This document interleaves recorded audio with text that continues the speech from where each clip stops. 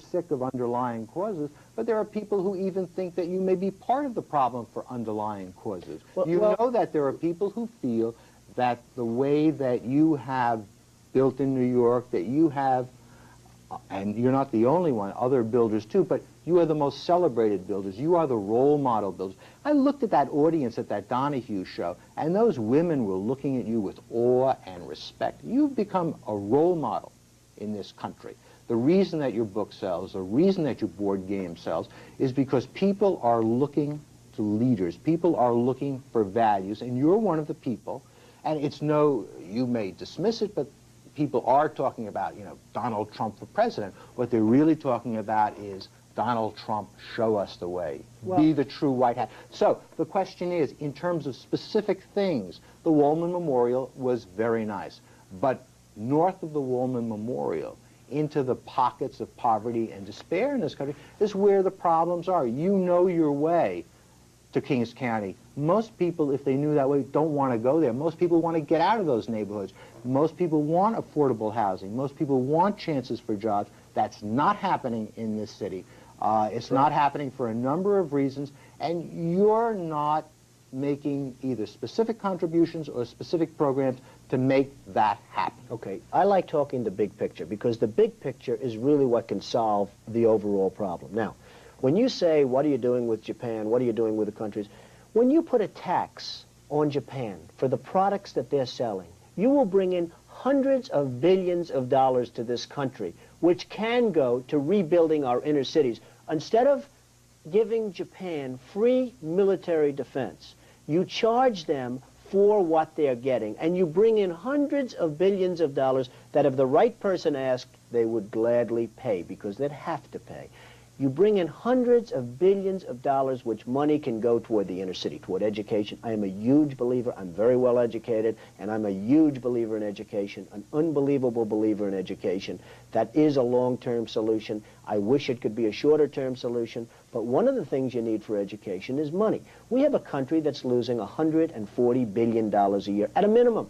I think it's much more than that, by the way, but at a minimum. It's tough to build housing for people.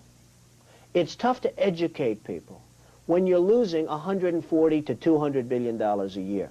What I'm saying is the United States is it's very simple what I'm saying.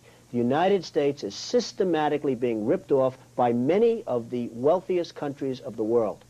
You look at Saudi Arabia. You want to see a lifestyle? Their poor people live better than our rich people, okay? You go look at Saudi Arabia and Kuwait and various of the other oil-producing countries. You'll see lifestyle, because it's beyond belief.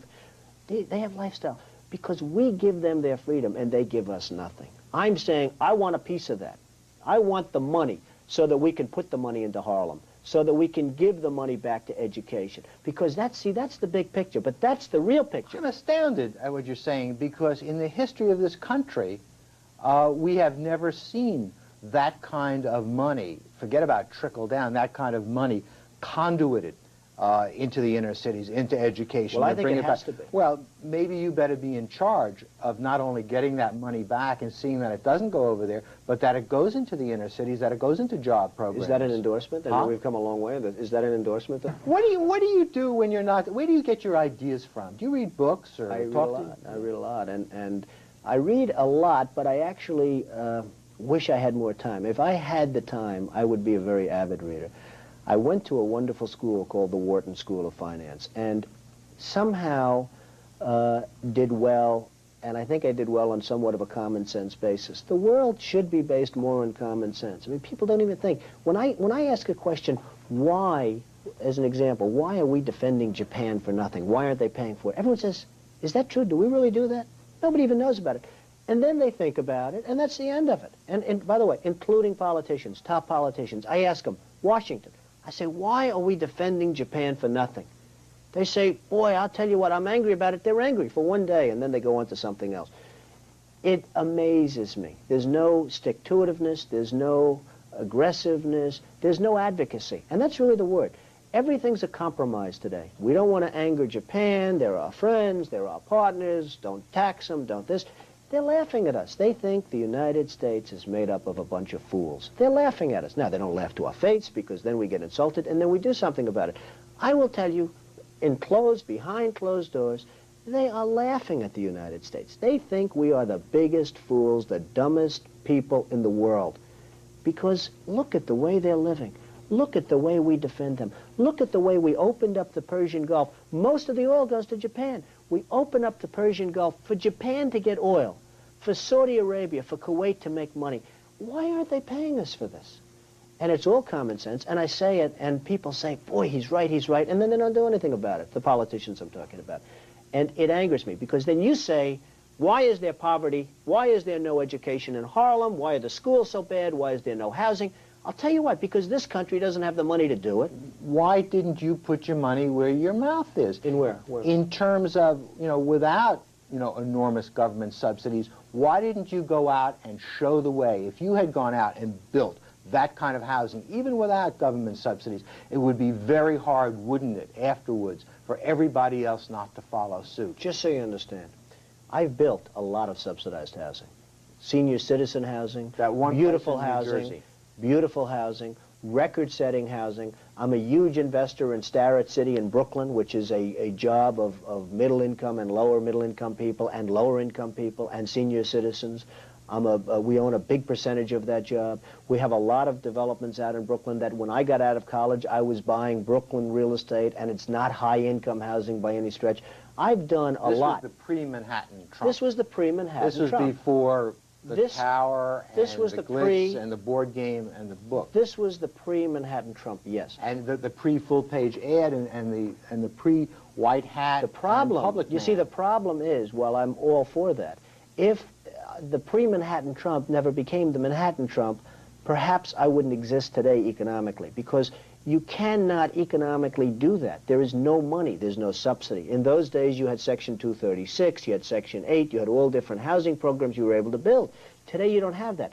Nobody. So you're waiting for the government to do what you feel is right. The government has to provide the financing for this, because no individual can do it. Now, people don't like to say it. They like to say, oh, as an individual, you can build. The fact is that the numbers are so horrendous. The losses are so huge that no individual can do anything meaningful in that way without government help. Now, when the government comes in and finances it, Trump will build thousands and thousands of units. How is the government going to finance it, though, when Japan is just ripping us dry, when West Germany and all of these other countries are ripping us dry, and we're losing hundreds of billions of dollars? We have to strengthen up the federal government, and the programs have to filter back into the cities. Donald, you're waiting for me, because when you talk about the government, you're talking about my tax dollars, my puny tax dollars, going to you as tax abatements or subsidies to put up low-income and middle-income housing, which I would certainly be willing to do if somebody was going to do it. Look at it differently. Look at it really differently. Okay. I want to tax Japan. I don't want to tax you. I want to tax West Germany. I want to tax Saudi Arabia. We keep them alive. If it weren't for us, they wouldn't even be here. They wouldn't exist.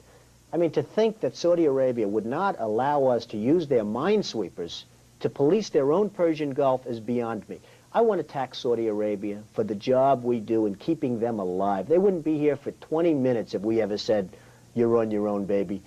I want to get the money from. I'm not looking to tax you, and I know you're very conscious of being taxed, obviously. But no, I'm not looking to tax you. If my tax dollars were going not to patrol those waters, but were going directly to you to build low-income housing, I'd be thrilled. I would give you the money right now directly. But I think there's something ingenuous in building this kind of straw people, these straw countries, because we know that in the kind of multinational complications of the conglomerates, it's not so simple anymore. Very simple. It's so simple you have no idea. You will tax Japan, you will tax West Germany, you will tax their products. People are still going to buy their products.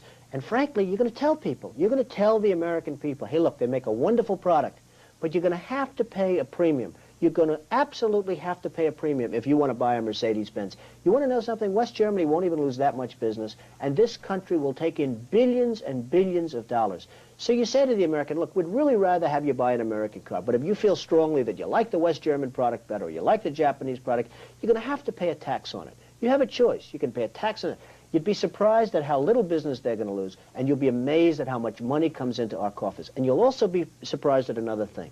Japan and West Germany and Saudi Arabia, all these, they'll start respecting us. Because right now, they have absolutely no respect for the United States. They do not believe what they're getting away with. and they've gotten away with it for years. What did your friend George Bush say when you outlined this to him? I believe that George Bush and a lot of other people, and George Bush is a friend, but I believe that they just don't want to make waves. They don't want to broach the subject. They don't want to become, as I said before, advocates. They want to sort of just keep it the way it is. So what chance do we have? have? The problem that I have with that is that I don't believe you can keep it the way it is. See, I don't believe that a country can continue to lose perhaps $200 billion a year. I really don't. Now, nobody knows what's going to happen. Who knows, really? I mean, nobody, the economists, I think it's a wasted profession as far as I'm concerned, because I've never seen one that's consistently right. But nobody knows what's going to happen. But I'm, again, somebody that has a good instinct financially. I have had historically. I followed markets. I've been going the right direction, whether it's New York real estate or stocks or whatever.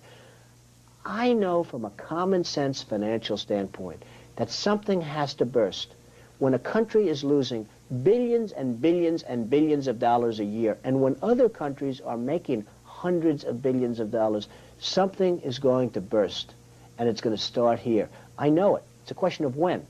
To me, it's not a question if, it's a question of when. And unless we're going to solve our problem, and the problem is caused by our allies, unless we're going to solve that problem, this country is in very, very big trouble. And I'm not talking recession kind of trouble. I'm talking depression kind of trouble. And that's when we'll get smart. It's very interesting with the United States. Well, what happened to Donald Trump in a depression? Well, Donald Trump gets hurt like everybody else gets hurt. Donald Trump, who knows? I'm a very conservative guy. I believe in having cash as opposed to a lot of other people that don't have cash. I have wonderful properties. I have wonderful everything. Donald Trump gets hurt, everybody gets hurt, the whole country goes, essentially the country goes somewhat down the tubes. Well, and before this happens, let me ask you this question. By the power invested me in WNET, I make you in charge. The Donald is running the show. I've come a long way with you. Would you do it? I wouldn't want to do it. I tell you what, I do not want to do it. I love what I'm doing now. I have a certain freedom. I don't think anyone does it any better than I've done it. I mean, I haven't been around that long. If you really look, it's 10 years, it's 12 years. It's not a long period of time in terms of what I've been able to build. But you have this big total vision of the country, the United States of Trump. I mean, would you really like to take over and run the country as you have run your organization? I would much prefer that somebody else do it. I just don't know if the somebody else is there.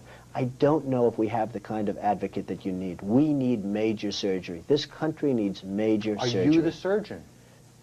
I think I do a fantastic job, but I really would prefer not doing it. Are you saying you will take it only if drafted? No, I'm not saying that. I'm saying that I hope that somebody comes along who can be an advocate, and I think that somebody will be so popular, but you haven't seen it. He or she will be the most, but I don't see it now. I wish that person were there. I don't know how much longer we have. But again, I do know one thing.